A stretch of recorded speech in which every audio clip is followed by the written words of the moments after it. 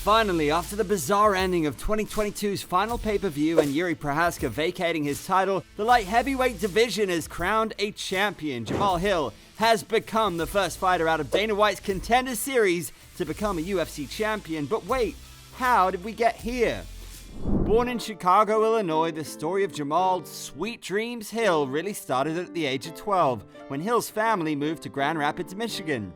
Being a natural athlete, he gravitated towards sports and took up football in high school. Unlike most teenagers, Hill would often find himself getting into fights growing up. I always got into fights, bro. I've been fighting my entire life. I'm talking one-on-ones, 1-on-4s, 1-on-8, 1-on-12. The only difference here was Hill's natural power and ability to put people to sleep.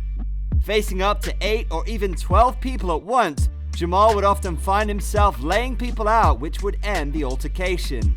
But what truly turned him into a fan of MMA? Well, the answer is simple: the legendary Anderson Silva. Watching Silva's historic run really turned the gears for Hill. Amazed by the Spider's spectacular fights and seeing one of his friends compete in the sport truly inspired him to pursue it as a career. Right after, Hill took up fighting and ditched football completely. He joined Lion BJJ team based in Michigan and began training under Chad Pomeroy and Johnny Grigware. Hill accumulated a few wins in the amateur circuit and turned pro in 2017. In his first 5 bouts, Hill scored impressive knockouts, winning the fights in a dominant fashion, which earned him a call to Dana White's Contender Series in 2019. Hill faced Alexander Popek and scored a second-round TKO to earn a UFC contract. He went on to make his debut against Darko Stosic on January 25th, Fight Night 166, and won the fight via unanimous decision. His next outing, Hill picked up a win, but unfortunately he tested positive for marijuana, which caused his win to be overturned into a no contest. Weed is not a performance enhancer at all. It's just something that people do in their downtime just to chill, relax, and also it has medical benefits as well. But as far as fighters fighting, come on, bro.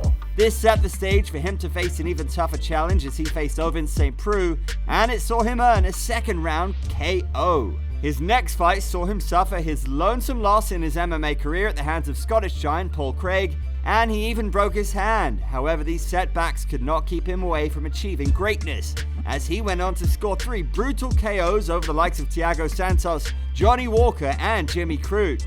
Hill had the hunger and desire to test himself against the best and fight for the world title once, and his wish was soon granted. My biggest fear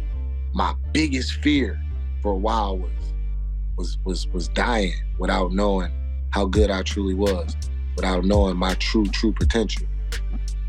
And now I get to answer that question. His impressive win streak earned him a title shot at UFC 283, proving to the world that anything is possible if you put your mind to it.